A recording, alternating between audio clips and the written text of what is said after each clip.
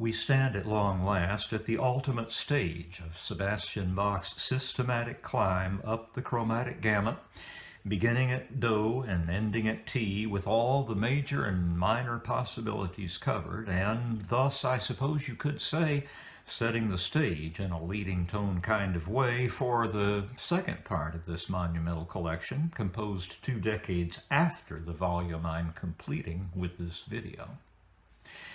I will, of course, continue with Part 2, but only after a detour through the same composer's 4 extant orchestral suites. I need the respite. All this unrelenting polyphony, engaging and intriguing as it always is, and moving as it often is also a little exhausting. I hope you'll enjoy with me the more melodious fare I'll be serving up for a while.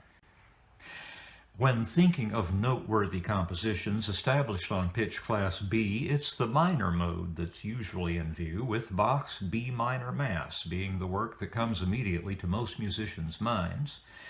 And with Schubert's Unfinished Symphony, Dvorak's Cello Concerto, Brahms's Clarinet Quintet, Liszt's B minor Sonata, Borodin's Second Symphony, and Tchaikovsky's Pathétique also in the running, all set in the minor mode on B.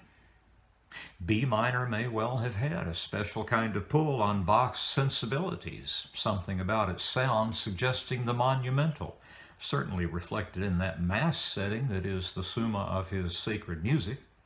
And that's also what we get here, even if for no other reason than the fact that these are the Preludes and Fugues that furnish the capstone for Bach's 1722 publication. The B major prelude is simply bewitching, its leisurely unfolding handled in such a way as to generate an uninterrupted flow of semiquavers, adroitly passed around quite democratically amongst 3 clearly defined voices. The sunny demeanor of this prelude continues with the fugue, whose melodious subject is harmonically closed.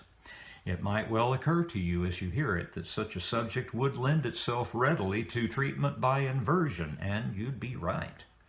There are 2 expositions, the expected one at the beginning and another near the end, that modulates freely and includes the aforementioned inversions.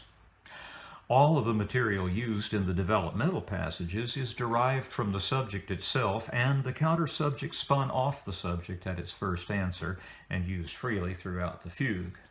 A high degree of contrapuntal intensity is maintained throughout, and the ending is summary and deeply gratifying.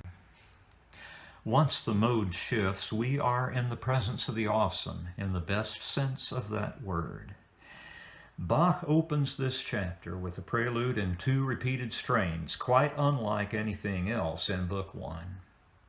A steadily walking bass line provides the foundation for an intimate, imitative interplay between the 2 right-hand voices, an interplay that for long passages involves a suspension on every first and third beat. The harmony unfolds slowly and steadily, sending out modulatory tendrils that wend their way back and strike out again in a continuous cycle of waxing and waning. And in the approach to the climax, Bach gives us a foreshadowing of the extreme chromaticism of the fugue which is to follow. The fugue's chromaticism is resident in its subject, which is also unlike anything we've seen before, a subject as colorful as that of Beethoven's Grosse Fuge, yielding a phenomenally dissonant fugue. And for all its dissonance, I love it deeply. It is earnest music, music that dashes expectations and raises new ones, now wending, now pummeling its way through its long and fraught course to a glorious Picardy conclusion. I don't know what more to say about it. It leaves me breathless. The pianist is Tatiana Nikolayeva, whose beautiful recordings will also accompany us on our journey through Part 2 of this most stupendous collection of preludes and fugues ever assembled.